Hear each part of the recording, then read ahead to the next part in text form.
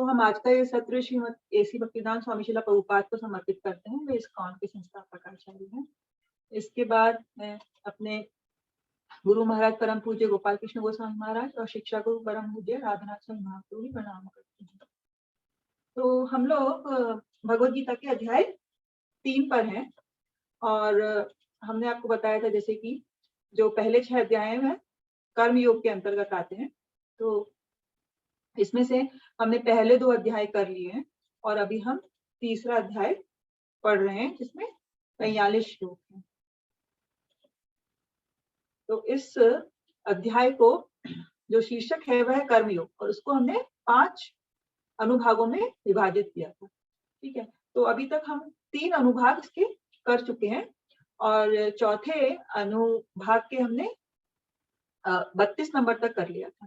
तो अब आगे आज 33 से 35 करेंगे और उसके बाद थोड़ा सा जो आखिरी अनुभाग है उसको हम थोड़ा सा टच करेंगे। तो ये थोड़ा रिवीजन स्लाइड्स हैं जिसको आप देख सकते हैं कि ये कैसे जो चैप्टर है उसका कैसे फ्लो चल रहा था। सबसे पहले अर्जुन उलझन में थे कि उन्हें क्या करना चाहिए, है ना, त्याग करना चाहिए या युद्ध करना चाहिए। तो वह भगवान कृष्ण से पूछते हैं तो भगवान बताते हैं कि 2 प्रकार के पुरुष होते हैं, जो एक तो ज्ञान योग के द्वारा प्राप्त करने का आत्म साक्षात्कार करने का प्रयास करते हैं, है ना, और कुछ भक्ति में सेवा के द्वारा। और फिर वह कहते हैं कि समय पर त्याग नहीं करना चाहिए, भगवान कृष्ण अर्जुन को कहते हैं। ठीक है, इसके बाद हमने देखा कि भगवान ऐसा क्यों कहते हैं, क्योंकि निष्क्रियता अप्राकृतिक है ना। हम समय के पूर्व अगर अपने कर्मों को त्याग देंगे तो वह सही नहीं है, क्योंकि हो सकता है हमारा मन फिर भी इंद्रिय भोग में लगा रहे, है ना। हम हो सकता है मतलब शारीरिक तरह से किसी इंद्रियों को नहीं लगाएं, लेकिन हमारा मन हो सकता है अभी भी चिंतन करे। तो इसलिए ऐसा व्यक्ति जो होता है वह मिथ्याचारी कहलाता है।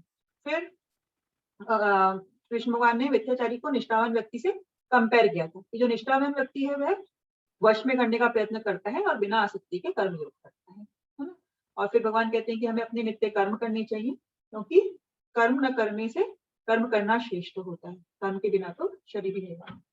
फिर अर्जुन सोच सकते हैं कि हम कर्म करेंगे तो बंधन में फंस सकते हैं। तो इसके लिए फिर भगवान उत्तर देते हैं 3.9 में, जो कि बहुत इंपॉर्टेंट श्लोक था, कि अगर हम विष्णु के लिए कर्म करेंगे यज्ञ रूप में तो फिर हम बंधन में नहीं फंसेंगे।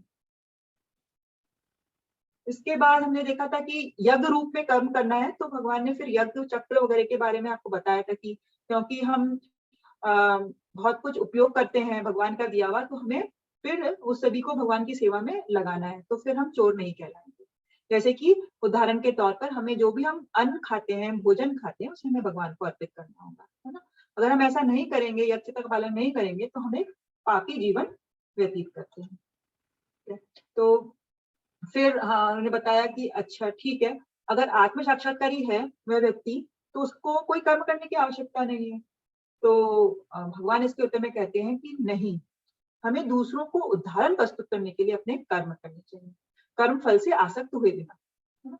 भगवान कहते हैं कि मैं भी यहाँ तक कि अपने नित्य कर्तव्य करता हूँ ताकि दूसरों के लिए सही उदाहरण प्रस्तुत हो। ठीक है, फिर क्योंकि उन्होंने ऐसा इसलिए कहा कि सामान्य जो व्यक्ति होता है वह महापुरुष का अनुसरण करते हैं, और कृष्ण कहते हैं कि यदि नियमित कर्मों को सावधानी पूर्वक नहीं किया तो फिर सारे लोग नष्ट हो जाएंगे, अवांछित जन समुदाय उत्पन्न होगा और इस प्रकार सभी प्राणियों की शांति का विनाशक बन जाएंगे। इसलिए मैं भी अपना निर्धारित कर्तव्य करता हूँ।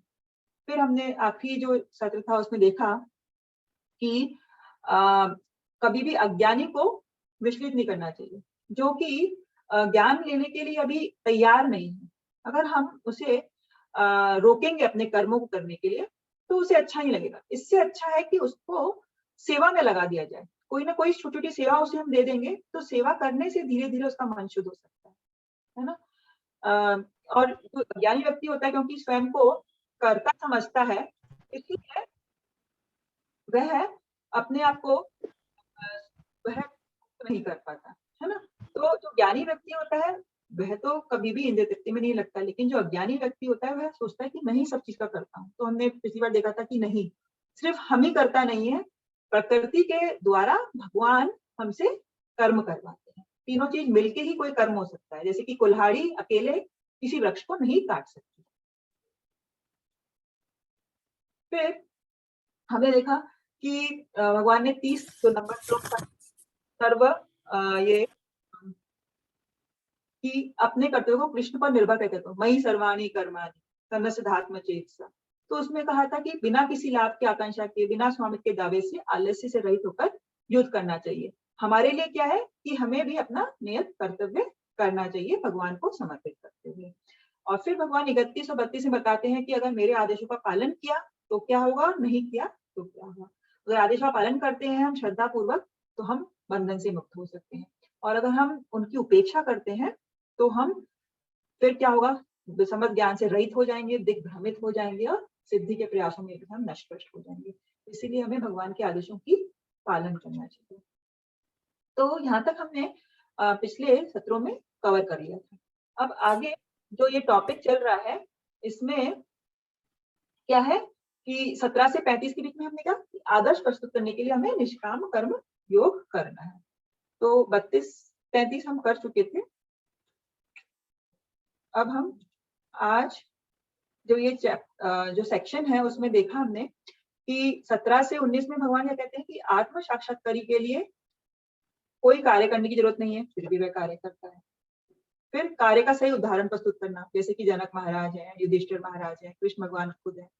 फिर हमने बताया था कि एक आसक्तता कैसे होता है, अनासक्तता कैसे होता है। भगवान कहते हैं अनासक्त, अपने कर्मों के प्रति अनासक्त होकर अपना कर्तव्य करो। जो आसक्त करता है वो अज्ञानी है और वह समझता है कि मैं ही सबका करता हूँ। फिर कृष्ण के लिए कर्म करना और उसका अनुसरण करना, ये हमने आखिरी बात किया था। और आज हम करेंगे 33 से 35 कि हमें कैसे अपनी प्रकृति के अनुसार ही कार्य करना चाहिए। हम सभी लोग क्योंकि इस भौतिक जगत में आए हैं तो हम प्रकृति के 3 गुणों के प्रभाव से अपना कोई भी काम करते हैं। इसको हम और विस्तार में पढ़ेंगे। कृष्ण के लिए काम करना और उनका अनुसरण करना, जैसे कि भगवान ने बताया था 31 और 32 में कि अगर मेरे आदेशों का पालन करोगे तो बंधनों से मुक्त होंगे, और आदेशों का पालन नहीं करोगे तो दिग्भ्रमित और सिद्धि के प्रयासों में नष्ट हो जाएंगे। फिर हमने इसका उदाहरण दिया था कि कैसे दुर्योधन और रावण का अंत हुआ, और जो आदेशों का पालन करते हैं वे बड़े बड़े भक्त हैं, जैसे कि अर्जुन है, परीक्षित महाराज हैं। तो अब प्रश्न ये उठता है कि अगर हमें पाप कार्यों के दंड को हम जानते हैं, जैसे चोर जानता है कि मैं चोरी करूंगा तो मुझे जेल मिलेगी, है ना, लेकिन वह जेल से बाहर आने के बाद फिर से चोरी करता है। तो दंड को जानने के बाद भी व्यक्ति पाप करने से भयभीत नहीं होता। जरूरी नहीं है ना कि वह भयभीत हो, ठीक है ना। क्यों ऐसा होता है? क्योंकि हमारी पूर्व जो वासनाएं और संस्कारों के कारण हम लोग पाप करने के लिए प्रेरित होते रहते हैं। बार बार हमारी जो प्रवृत्ति होती है वह इतनी आसानी से नहीं जाती है, इसीलिए दंड का पता होने के बाद भी हम पाप करते रहते हैं, ठीक है ना। तो फिर ऐसे लोगों के बारे में क्या कहा जाए जो पाप के दंड से अनभिज्ञ हैं। कुछ लोग को तो पता ही नहीं है, हम कहते हैं इग्नोरेंट है हमें, जैसे कि हम कहते कई बार बच्चे होते हैं, बच्चों को पता नहीं होता कि ये क्या पाप है क्या पुण्य है, तो वे करते हैं बिना उनको कुछ ज्ञान नहीं रहता, ठीक है ना। तो हमने फिर इसके अंदर पूछा था कि क्यों हम ऐसा करते हैं, क्योंकि हमारी आदत बन जाती है ना। चोरी की आदत बन गई है। क्यों बन गई है? तो इसी प्रकार से हमें कोई भी काम करते हैं हमारे जीवन में, हमें आदत पड़ जाती है। हम सोचते हैं कि मेरी तो आदत ही ऐसी, जैसे कि एक उदाहरण के तौर पर सुबह जल्दी नहीं उठता है कोई, उसको लेट उठने की आदत है, या लेट सोने की आदत है, या कोई चीज जैसे शराब पीने की आदत। कोई भी बुरी आदत भी हो सकती है, अच्छी आदत भी हो सकती है।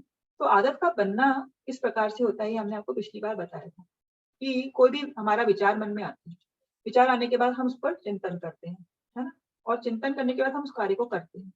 कार्य करने से हमें एक अनुभव होता है, अच्छा अनुभव होता है, तो हम क्या करते हैं, वह हमारा आदत में बन जाता है कि नहीं हम उसे बार बार करेंगे। और फिर जब बार बार करेंगे तो ऐसे लोगों का संग करेंगे जो कि वैसा ही काम करते हैं, और फिर हमारा विचार और ज्यादा दृढ़ होता चला जाता है, और फिर उस आदत को छोड़ना हमारे लिए बहुत मुश्किल हो जाता है। तो आज का ये पहला श्लोक है, इसको कोई पढ़ना चाहेगा? चिरकालीन बद्ध अवस्था।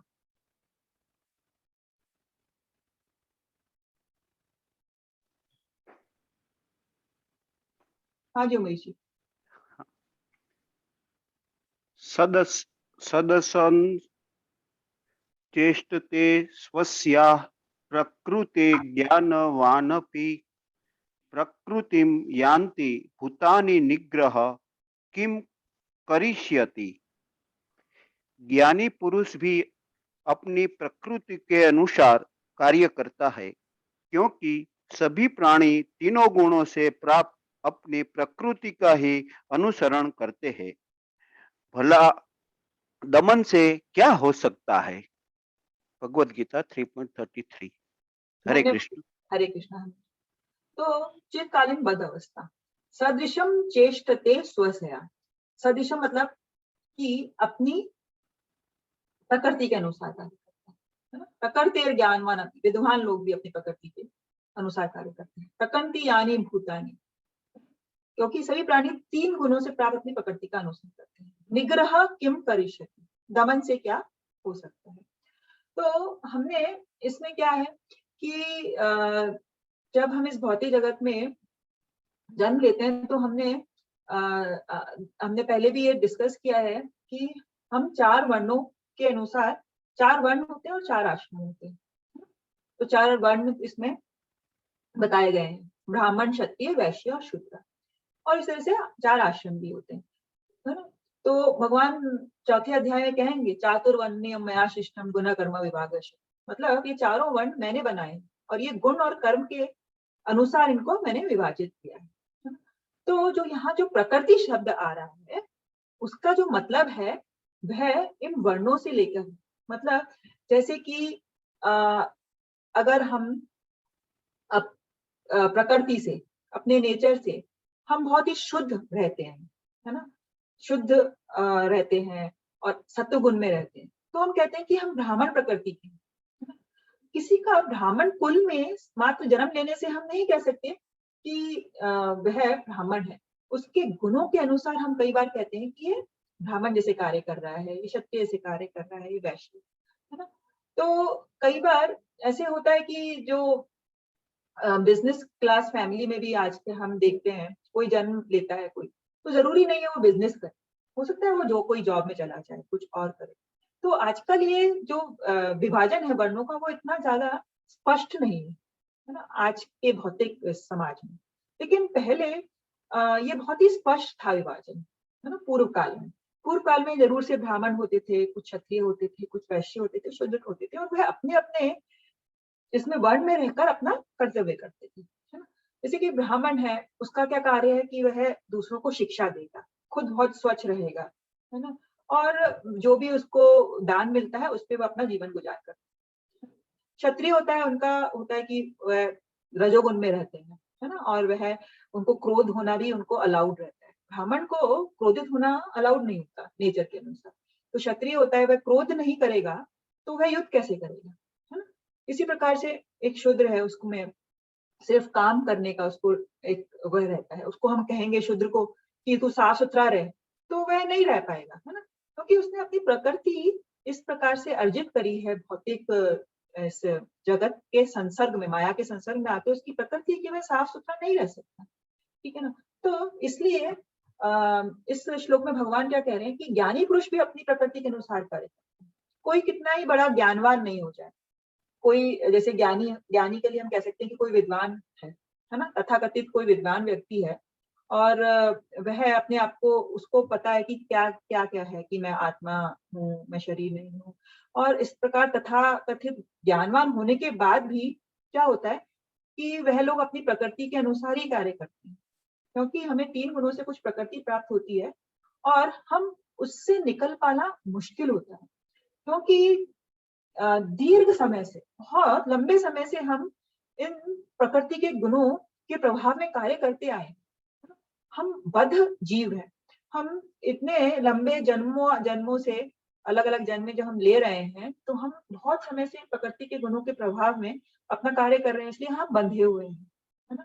तो इसीलिए भगवान कह रहे हैं कि जो हमारी प्रकृति है उसको हम दमन करें, है ना। दमन या दंड से कुछ लाभ नहीं होगा। यहाँ पर जो दमन और दंड है वह ऐसा नहीं कि जैसे कि किसी की काम क्रोध मोह की इच्छा है, उसका दमन की बात नहीं हो रही है। यहाँ दमन की बात हो रही है कि जो हमने मनोभौतिक एक हमारा मनोवैज्ञानिक जो दशा के अनुसार हम कार्य करते हैं किसी वर्ण में, उसको दमन करने से कोई फायदा नहीं। जैसे कि फॉर एग्जाम्पल अर्जुन, है ना, अर्जुन क्षत्रिय थे, अर्जुन क्षत्रिय थे, तो उन्होंने सोचा कि मैं त्याग कर जंगल में जाके संन्यास ले, तो वह अपने वर्ण के अनुसार कार्य नहीं करना चाह के वह ब्राह्मण का रोल अपनाना चाह रहे, तो ऐसा पॉसिबल नहीं है क्योंकि उनमें रजोगुण है, क्रोध है। तो अगर वह ब्राह्मण होकर किसी से भीख मांगेंगे और भीख नहीं मिली तो वह क्रोधित हो जाएंगे। तो इसीलिए भगवान कह रहे हैं कि अपने गुणों और अपनी प्रकृति के अनुसार अपने ही वर्ण में रहकर अपना हमें कर्तव्य करना चाहिए। हमें किसी और का अनुकरण नहीं करना चाहिए या किसी और की स्थिति को अपनाने की कोशिश नहीं करनी चाहिए। तो भगवान इसमें क्या कहा कि निग्रहम किम करिष्यति, है ना। तो हमने देखा कि भौतिक प्रकृति के संपर्क में आने के कारण हमारे पास एक गहरी जड़ वाली बद्धी प्रकृति है ना। तो व्यक्ति अपने स्वभाव के अनुसार कार्य करेगा और इसे भौतिक रूप में बदला नहीं जा सकता। तो अब हमने आपको यहाँ बताया कि इस श्लोक में जो बताया है वह प्रकृति है ना, मतलब हमारा क्या वर्ण है। मनोभौतिक प्रकृति के अनुसार हमारी गहरी जड़ें हैं जिससे कि हम उसके अनुसार कार्य करते हैं। और लेकिन जो ये प्रकृति होती है ये क्या है, हमारी धर्म के साथ इसका सामंजस्य है ना। ये धर्म के अनुसार ही है क्योंकि हमारा एक क्षत्रिय धर्म है या हमारा ब्राह्मण धर्म है, हम उसके साथ उसके अनुसार कार्य करते हैं। और धीरे धीरे अगर हम किसी भी वर्ण में रहे तो हम उसी वर्ण में अपने आप को भगवान से जोड़ सकते हैं, है ना। लेकिन इसके विपरीत एक आती है जो वासना नाम की चीज है ना। वासना क्या है कि अगर ये तो है हमारी प्रकृति और ये क्या है वासना, भौतिक इच्छा, जैसे कि काम क्रोध लोभ मोह ये सब चीज, ठीक है ना। ये मनोभौतिक प्रकृति के अनुसार ऊपरी है, ये हमारी प्रकृति से अलग हटकर है। हमारी जो नेचर है या हम जो आत्मा के रूप में हम बहुत शुद्ध हैं, पवित्र हैं, भगवान के अंश हैं। जो ये वासनाएं हमें आती है क्योंकि हम भौतिक प्रकृति के संसर्ग में आ रहे हैं और इन वासनाओं का धर्म के साथ कोई तालमेल नहीं है ना। और कृष्णा भावराज में जो जोड़ना जाता है उसे इन वासनाओं को अस्वीकार करना है। तो ये प्रकृति और वासना में अंतर है। जैसे कि हमने आपको बताया कि शूद्र को अगर साफ साफ रहने को कहा जाए तो वह उससे हो ही नहीं पाएगा ये, है ना, ठीक है। तो और हमने ये भी देखा कि जो अलग अलग वर्ण में है, सभी वर्णों में हम वासनाओं से प्रभावित हो सकते हैं, चाहे ब्राह्मण हो चाहे क्षत्रिय हो, उसमें काम क्रोध लोभ मोह आ सकता है। ये नहीं कह सकते कि हम किसी भी वर्ण में हम कि नहीं ब्राह्मण वर्ण में, हाँ डिग्री कम हो सकती है। जैसे ब्राह्मण जो वर्ण में है हो सकता है उसमें काम क्रोध मोह की जो डिग्री है बहुत कम हो, शुद्ध में सबसे ज्यादा हो। लेकिन क्योंकि हम भौतिक प्रकृति के अंतर्गत हैं, हमें कोई ना कोई ये वासनाएं रहती है। तो भगवान क्या कहते हैं कि इन वासनाओं से मुक्त कौन कर सकता है, सिर्फ कृष्णा भावनामृत। जब हम दिव्य चेतना में आ जाएंगे, दिव्य चेतना में आ जाएंगे तभी पॉसिबल है कि हम इन प्रकृति के गुणों से अपने आप को ऊपर उठा सकें, है ना। क्योंकि अर्जुन को भगवान दूसरे अध्याय में कहते हैं त्रय गुणो वेशो वेदा निष्क्रिय भव अर्जुन, मतलब इन गुणों से ऊपर उठो अर्जुन। तो जब कोई व्यक्ति ज्ञान के माध्यम से इन गुणों से ऊपर उठ जाता है तब वह इन वासनाओं को वश में कर सकता है। अन्यथा किसी भी वर्ण में हो, हम ब्राह्मण वर्ण में ही हो, हम इन वासनाओं की चपेट में आ सकते हैं, ठीक है।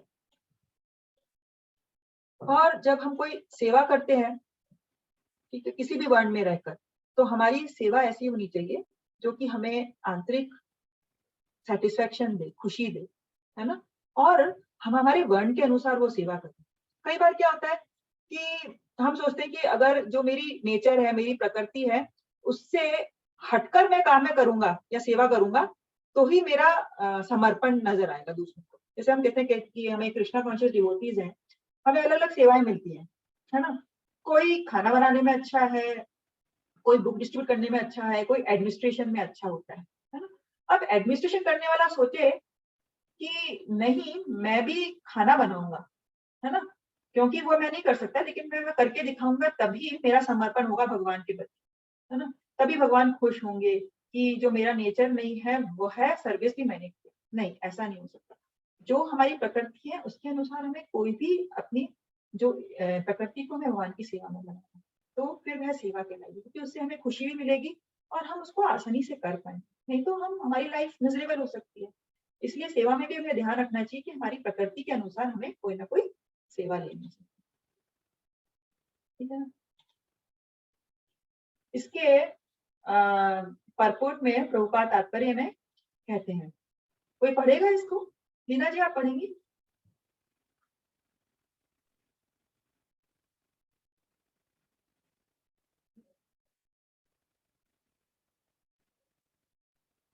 हाँ जी, आपकी आवाज नहीं आ रही। हरे कृष्णा।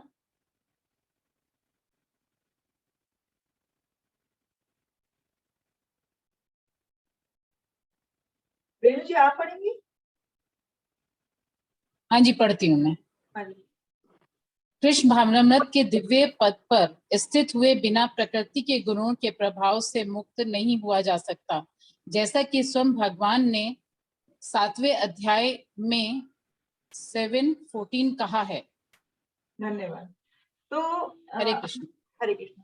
हमने अभी आपको बताया कि हम प्रकृति के गुणों के प्रभाव से मुक्त नहीं हो सकते, है ना, चाहे हम किसी भी वर्ण में हो, ब्राह्मण क्षत्रिय। तो प्रभुपाद क्या कहते हैं कि जब तक हम कृष्णा कॉन्शियसनेस, कृष्णा भावना के दिव्य पद पर नहीं है, उस दिव्य चेतना में नहीं है ना, तब तक हम इसके बंधन से मुक्त नहीं हो सकते। और ये बाद में 7वें अध्याय में आएगा, 14 नंबर श्लोक। 14 नंबर श्लोक क्या है?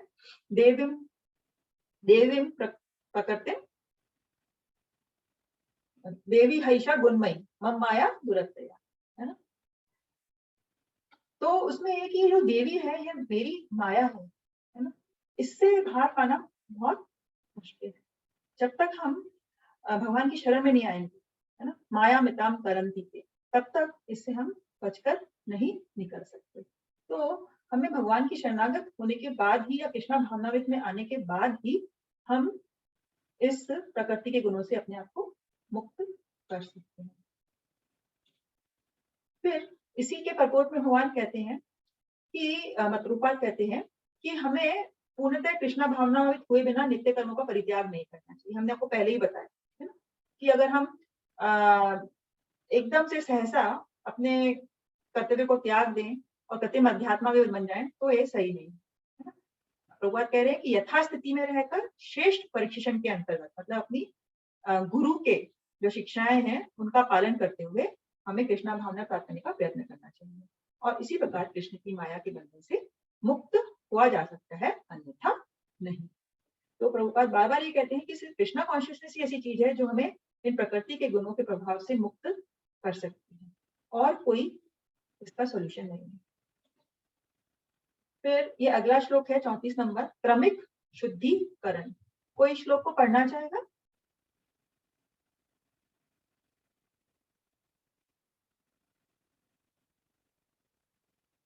प्रहलाद महाराज जी आप पढ़ेंगे?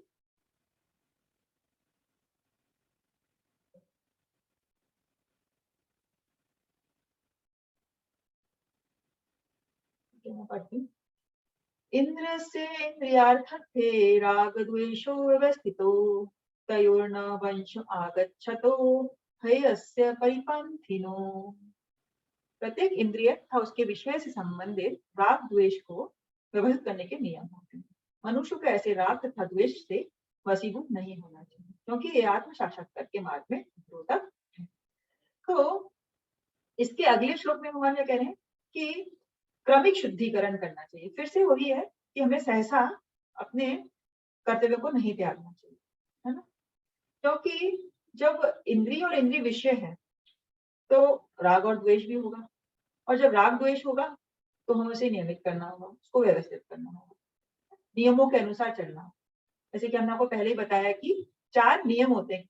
जब हम कृष्णा भावनामृत में आते हैं तो सभी से अपेक्षा की जाती है कि वे 4 नियमों का पालन करें। जैसे कि नो इंटॉक्सिकेशन है, मीट ईटिंग नहीं करनी है, गैम्बलिंग नहीं करना है, इलिशियट रिलेशनशिप नहीं रखनी। तो ये चारों नियम हमें व्यवस्थित करते हैं, है ना।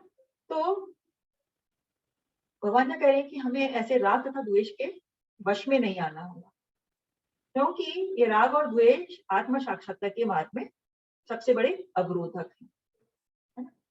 तो हमने देखा कि अब इसमें राग और द्वेष का क्या मतलब है? कोई बता सकता है राग और द्वेष से क्या कहना चाहते हैं भगवान? राग का क्या अर्थ होता है?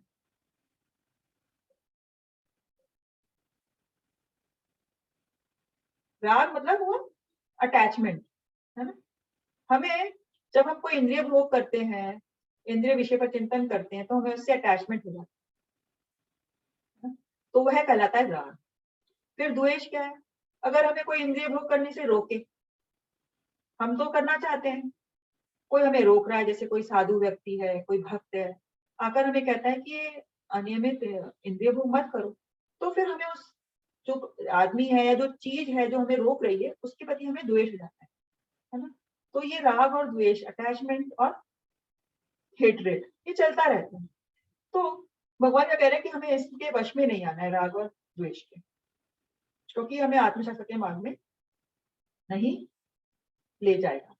जैसे कि अगली स्लाइड में है, प्रभुपाद ये इसके तात्पर्य में कहते हैं, इसको कोई पढ़ना चाहेगा?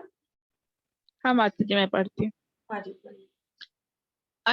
अनियंत्रित इंद्र भोग ही भौतिक बंधन का कारण है, किंतु जो शास्त्रों के नियमों का पालन करता है वह इंद्रिय विषय में नहीं फंसता। भौतिक संगति के कारण अत्यंत दीर्घ काल में इंद्रिय सुख की भावना कार्य करती रहती है। सभी प्रकार के नियमित इंद्रिय भोग के लिए किसी भी क्या अस्तित्व से बचना चाहिए, लेकिन कृष्ण भावनामृत ऐसा है कि इसके प्रति आसक्ति ये या सदैव कृष्ण की प्रेमा भक्ति में कार्य करते रहने से सभी प्रकार के इंद्रिय कार्य से विरक्त हो जाते हैं। मनुष्य को चाहिए कि वह किसी भी अवस्था में कृष्ण भावनामृत से विरक्त होने की चेष्टा न करे। समस्त प्रकार के इंद्रिय आसक्ति से विरक्त का उद्देश्य अतः कृष्ण भावनामृत के पद पर आश्रित होता है। धन्यवाद लीजिए। हाँ श्री कृष्ण। तो हमने देखा कि भगवान क्या कहते हैं कि व्यवस्थित करो अपने आप को राग द्वेष। उनका ये अर्थ था कि प्रभुपाद कहते हैं कि जब हम इंद्रिय भोग भी करते हैं तो हमें कुछ धार्मिक नियमों के अनुसार, यम नियमों के अनुसार इंद्रिय भोग करना चाहिए, क्योंकि जब तक हमारा शरीर है तो इंद्रियों की आवश्यकताएं बनी रहती है ना? जैसे कि हवा, पानी, ये तो बहुत ज्यादा जरूरी चीज है ना? लेकिन उसी प्रकार से जैसे गृहस्थ जीवन, इंद्रिय विषय भोग करने की छूट दे दी जाती है ना? गृहस्थ आश्रम ऐसा है जिसमें सबसे ज्यादा छूट होती है इंद्रिय भोग करने के लिए, है ना? तो हमें कुछ नियमों के अंतर्गत रहकर वह करना होता है, जैसे कि धीरे धीरे हमारा शुद्धिकरण हो जाए।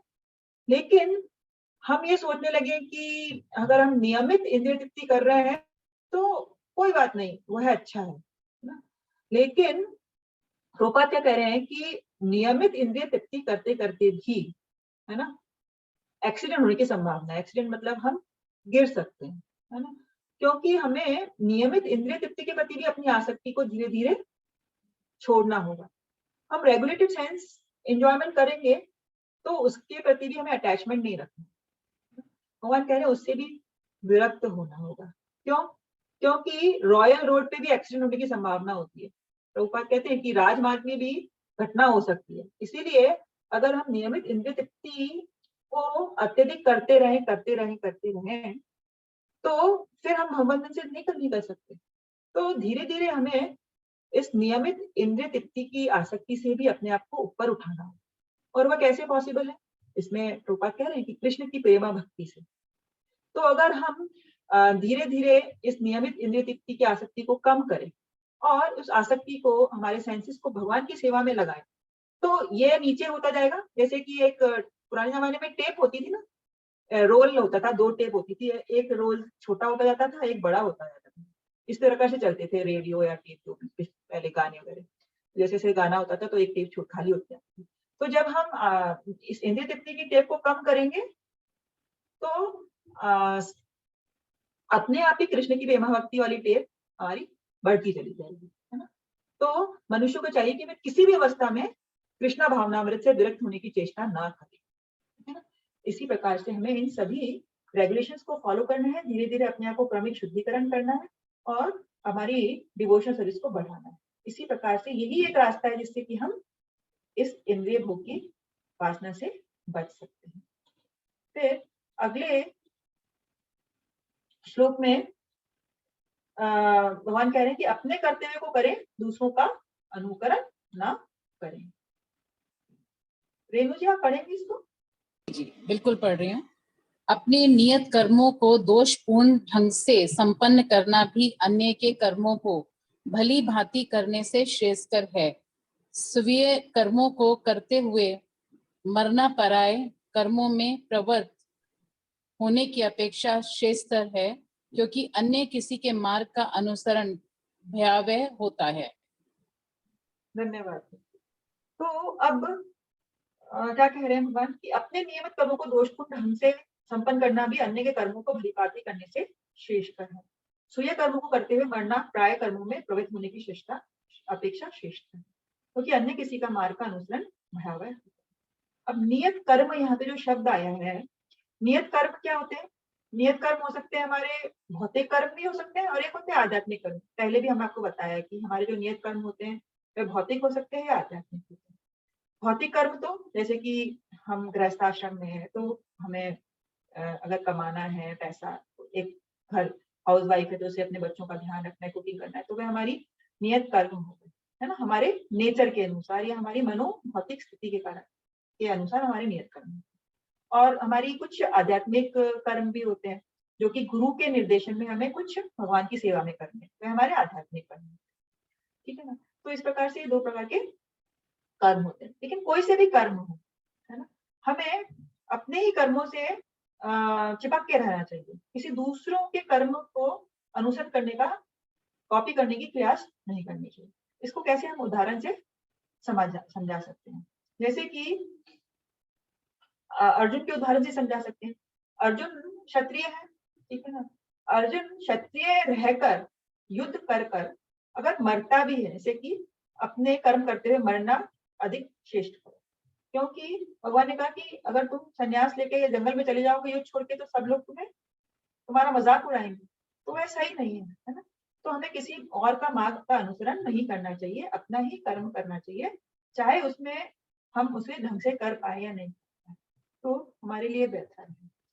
फिर इसी में हम सोचते हैं कि हम अपने कर्म के, जब तक कि हम इस भौतिक जगत में हैं और प्रकृति के गुणों के बंधन में है, तब तक हमें अपना कर्म करना है।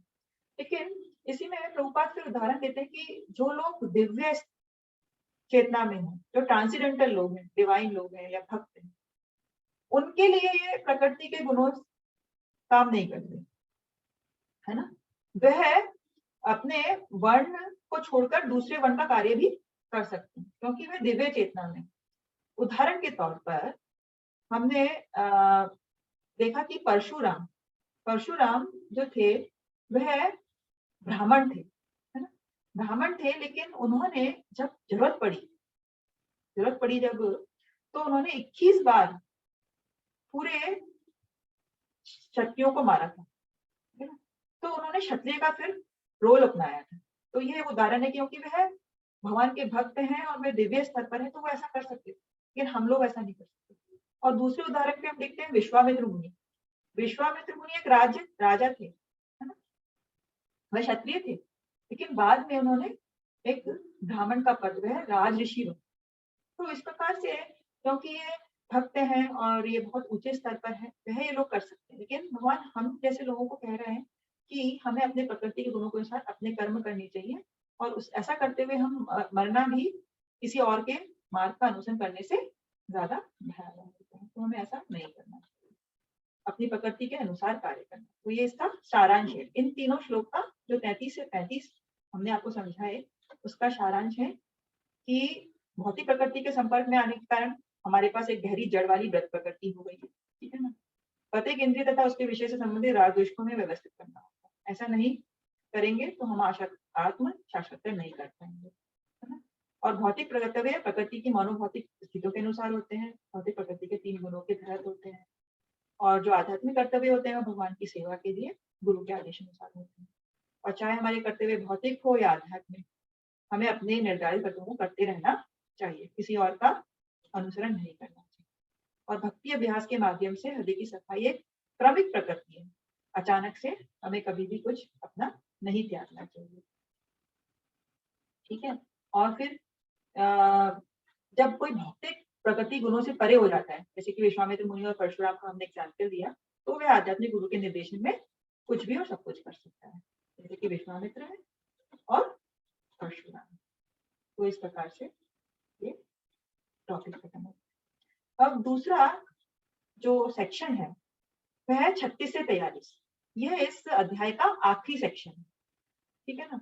तो अब अर्जुन कहते हैं कि हम अपने नियमित कर्मों के अनुसार कार्य कर रहे हैं, है ना? फिर भी ऐसी क्या चीज है जो हमें इस आत्म साक्षात्कार के लिए रोकती है? तो अर्जुन ये प्रश्न पूछते हैं। तो इसके उत्तर में भगवान समझाते हैं कि ये काम है। काम मतलब वासना, या काम मतलब कोई डिजायर हमारी, है ना। तो उस पर विजय प्राप्त करोगे तो ही आत्मा साक्षात्कार कर सकते हो। तो अर्जुन 36 नंबर में कुछ पूछते हैं। क्या पूछ रहे हैं? इस श्लोक को कोई पढ़ना चाहेगा?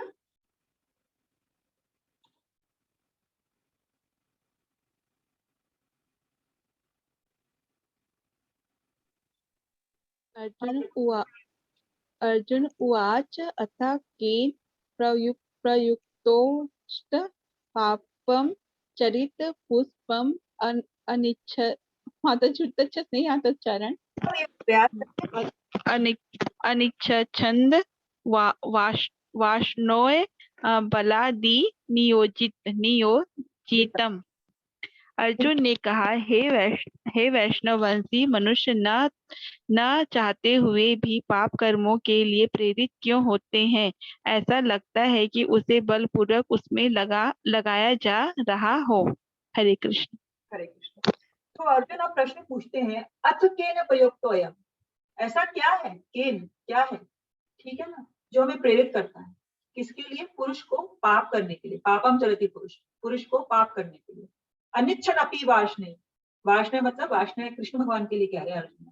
क्यों? क्योंकि वह रश्मि वंशी है, इसलिए उनको वाष्णे कहते हैं। अनिच्छम, कई बार ऐसा होता है कि बिना इच्छा के हम पाप कर लेते हैं, जैसे कि कोई हमें बलपूर्वक उसमें लगा रहा है, ठीक है। तो अर्जुन ऐसा प्रश्न पूछते हैं। तो अर्जुन ऐसा प्रश्न क्यों पूछते हैं? क्योंकि वह जानते कि हम आत्मा है, ठीक है ना, आत्मा परमात्मा का अंश है। तो आत्मा अगर हम हैं तो हम आध्यात्मिक हैं, हम शुद्ध है ना, हम इटर्नल है, ब्लिसफुल है, जैसे कि क्योंकि भगवान का वह नेचर है, तो भगवान की क्वालिटी हम में है। तो जब हम इतने शुद्ध और आध्यात्मिक हैं, तो फिर ऐसा क्या होता है जो हमें पाप कर्म करने के लिए प्रेरित करता है? और मनुष्य न चाहते हुए भी ऐसा करता है, जैसे कि कोई बलपूर्वक उसको कोई एक अननोइंग फोर्स उसे पाप में लगा रहा है।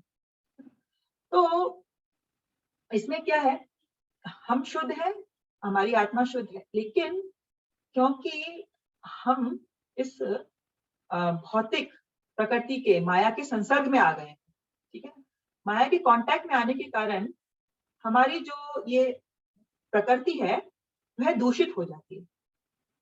हमारी प्रकृति दूषित हो जाती है क्योंकि हम माया के संसर्ग में आ गए हैं। और इसीलिए जब वह दूषित हो जाती है तो हम कई बार न इच्छा होते हुए भी हम पाप कर्म कर सकते हैं। जैसे कि फॉर एग्जाम्पल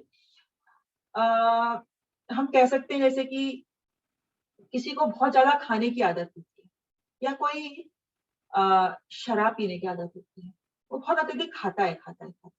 अब खाना, अत्यधिक खाना आप कह सकते हैं कि कोई पाप थोड़ी ना है, लेकिन कई बार हम कंट्रोल नहीं कर पाते। हम जानते हैं कि ज्यादा मैंने खाया तो गड़बड़ हो जाएगी, मुझे ही सहन करना पड़ेगा उसके जो रिजल्ट्स होंगे।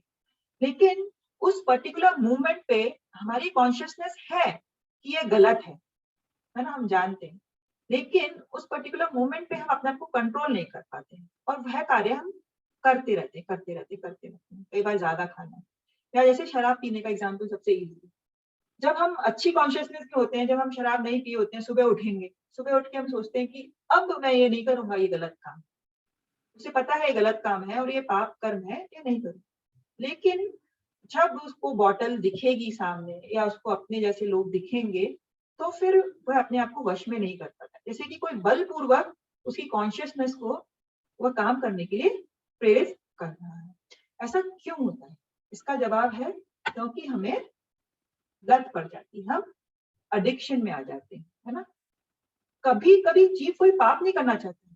हमें पता है कि शराब हमारे लिए सही नहीं है, या जुआ खेलना अच्छा नहीं है, या सिगरेट पीना अच्छा नहीं है, मुझे कैंसर हो जाएगा, सब कुछ हम जानते हैं। हम पाप नहीं करना चाहते, लेकिन बिना इच्छा के भी हम कई बार बाध्य हो जाते हैं। तो किंतु ये पाप कर्म अंतर्यामी परमात्मा द्वारा प्रेरित नहीं होते। हम सोचते हैं कि अभी भगवान ने हमारी हेल्प नहीं करी, परमात्मा रूप में भगवान हमारे इसमें बैठे हैं हृदय में, तो जो करूंगा मैं उसकी गाइडेंस भगवान ही दे रहे हैं। नहीं, ऐसा नहीं होता। भगवान कहते कि वो नहीं है, इसका कोई अन्य कारण है, और उसका उत्तर भगवान 37 नंबर श्लोक में देते हैं।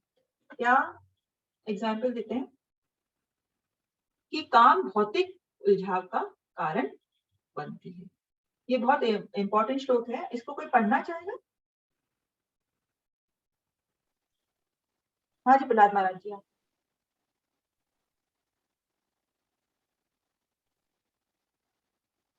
उमेश जी आप पढ़ेंगे? हरे कृष्ण। हाँ। काम एष क्रोध एष रजोगुण स वृद्धवः महासनो महापापमा विद्यते न मिह वैरिणी वैरिणम। श्री भगवान ने कहा, हे अर्जुन, इसका कारण रजोगुण के संपर्क से उत्पन्न काम है, जो बाद में क्रोध का रूप धारण करता है और जो इस संसार का सर्वभक्षी पापी शत्रु है। भगवद गीता 3.37। हरे कृष्ण। हरे कृष्ण। तो ये एक बहुत महत्वपूर्ण श्लोक है। काम एषा क्रोधेषा रजगुणः संबुद्ध्वा महाशनो महापाप्मा विद्येनं हि वैरिणम्। तो भगवान उसके उत्तर में देते हैं कि इसका कारण, पाप में हम क्यों लगते हैं, रजोगुण के संपर्क से उत्पन्न काम होता है, और बाद में काम क्रोध का रूप धारण कर लेता है, और ये संसार का सर्वभक्षी पापी एक शत्रु है। क्या है? विद्येनं हि वैरिणम्। वैरी कहते हैं ना शत्रु, तो ये हमारा सबसे बड़ा शत्रु है। ठीक है। तो अब हम जब कहते हैं कि हम भगवान के अंश हैं, है ना, तो हम आध्यात्मिक हैं। तो अब क्या होता है कि हमें, जब हम भगवान के एक अनु अंश हैं, ठीक है ना, अनु अंश हैं, तो भगवान ने जब इस भौतिक प्रकृति का निर्माण किया, जगत का, तो हर एक जीव को एक आंशिक स्वतंत्रता दी। हम कहते हैं कि उनको एक फ्री विल दी। आंशिक स्वतंत्रता मतलब फ्री विल। अब भगवान ने ऐसा क्यों किया, है ना? अगर भगवान ऐसा नहीं करते, हमें कुछ स्वतंत्रता नहीं देते, हमें टोटली डिपेंडेंट बना देते, पूर्णतः निर्भर उनके ऊपर, तो फिर तो हम रोबोट हो जाते, मशीन जैसे, रोबोट जैसे कार्य करते। और भगवान तो चाहते थे कि हमारा भक्ति का या प्रेम का आदान प्रदान हो, तो रोबोट के साथ थोड़ी ना आदान प्रदान हो सकता था। तो भगवान ने कहा कि हरे कृष्ण माता जी, आपकी साउंड नहीं आ रही है। आवाज नहीं आ रही? बाकी सबको आ रही है क्या? हरे कृष्णा। थोड़ा धीरे आवाज थोड़ी कमी है, आवाज थोड़ी कम है। ठीक है, हाँ। मैं कोशिश करती हूँ। तो भगवान ने मतलब हमें एक आंशिक स्वतंत्रता दी, है ना, फ्री विल दी। फ्री विल दी कि ताकि हम अपनी इच्छा को यूज करके भगवान के साथ अपने प्रेम भक्ति का आदान प्रदान कर सकें। अब हम उस आंशिक स्वतंत्रता का उपयोग कर सकते हैं भगवान से दूर जाने के लिए, और उसी का उपयोग कर सकते हैं भगवान के करीब आने के लिए। तो इसीलिए भगवान ने हमें वो आंशिक स्वतंत्रता दी। अगर ऐसा नहीं करते तो हम रोबोट बन जाते। तो अब क्या होता है कि जब हम इन प्रकृति के गुणों के संसर्ग में आते हैं, कांटेक्ट में आते हैं, है ना, तो जो हमारा भगवान के प्रति नित्य प्रेम है हमें, क्योंकि भगवान का अंश है, वह क्या होता है, वह काम में परिवर्तित हो जाता है ना। और वो परिवर्तित क्यों हो जाता है, क्योंकि हम रजोगुण के संपर्क में आ जाते हैं, हम प्रकृति के 3 गुणों के संपर्क में आ गए, तो वह काम जो होता है, प्रेम होता है, वह काम में परिवर्तित हो जाता है। इसका उदाहरण प्रभुपाद देते हैं कि जैसे कि दूध जब इमली के संसर्ग में आ जाता है, इमली के, तो वह दही में परिवर्तित हो जाता है। इस प्रकार दूध की क्वालिटी बदल गई, वह दही बन गया। उसी प्रकार से हमारा जो प्रेम है वह काम बन जाता है, जब हम भौतिक प्रकृति के संपर्क में आते हैं। और जब ये काम पूरा नहीं होता, तो हमने दूसरे अध्याय में एक सीरीज पढ़ी थी, 62-63 श्लोक में पढ़ी थी ना, कि काम पूरा नहीं होता तो काम से क्रोध आता है ना। को क्रोध से हमारे को क्या होता है कि मोह हो जाता है ना, मोह हो जाता है, फिर हमारी स्मृति का विभ्रम हो जाता है, फिर हमारी बुद्धि नष्ट हो जाती है और हमारा अंतः पतन हो जाता है। तो इसको रोकना बहुत मुश्किल होता है जब कभी हमारे में डीप डिजायर आ जाती है किसी भी चीज को करने की, ठीक है ना, तो वह अंत में हमारा बहुत बड़ा शत्रु है। तो हमें क्या करना है कि अब आगे बताएंगे कि इस काम को कैसे हम कंट्रोल में कर सकते हैं, ठीक है ना। अब जो क्रोध है वह हम जानते हैं तमोगुण में है ना, और काम रजोगुण में। अगर हम इस काम को क्रोध में परिवर्तित होने से रोक लें, है ना, तो हम पतन को अपने आप से रोक सकते हैं। और वह कैसे रोक सकते हैं, वह रोक सकते हैं हम रजोगुण से अपने आप को सत्वगुण की तरफ उठाएं। और वह हमने देखा था कि अगर हम इतनी इंद्रियों को हायर एंगेजमेंट दें, भगवान की सेवा में लगा दें, तो फिर हम इस काम को फिर से भगवान के प्रेम में परिवर्तित कर सकते हैं। और अगर हम ऐसा नहीं कर पाए तो हमें फिर क्रोध के वश में हम आ जाते हैं। तो हमें यही करना है कि कृष्ण भावनामृत के माध्यम के द्वारा अपने इस काम को भगवान के फिर से प्रेम में परिवर्तित करना है। तो अगर हमने ये कर पाए तो हम इससे मुक्त हो सकते हैं पाप से, है ना। जैसे कि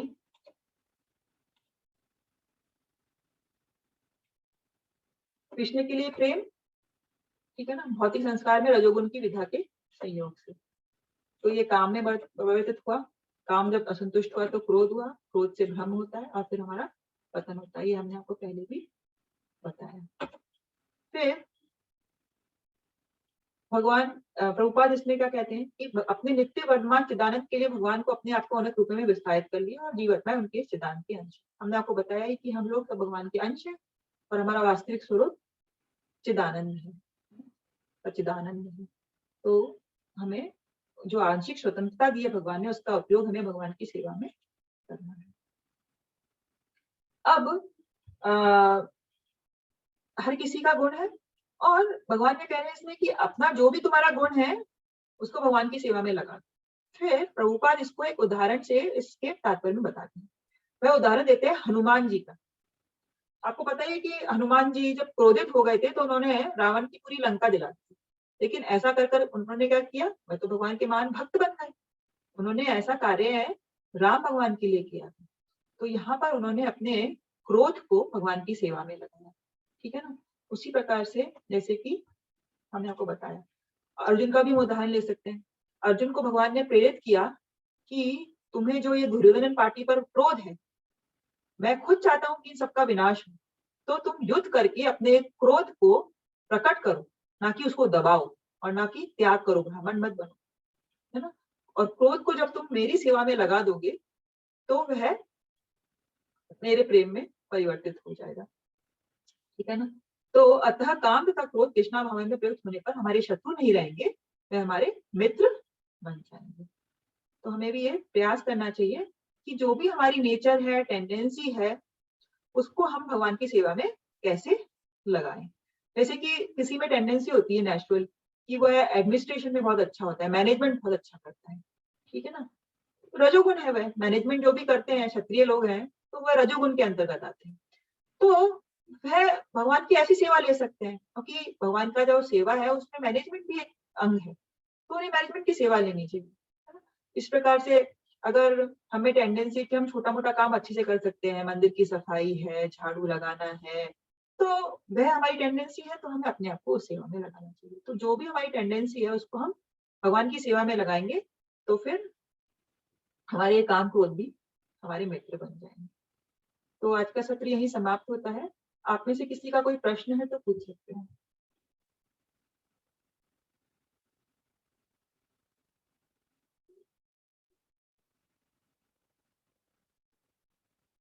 ठीक है। हरे कृष्णा, फिर 5 बार हम भगवान का मंत्र का जाप करेंगे, हरे कृष्णा भगवान का, और उसके बाद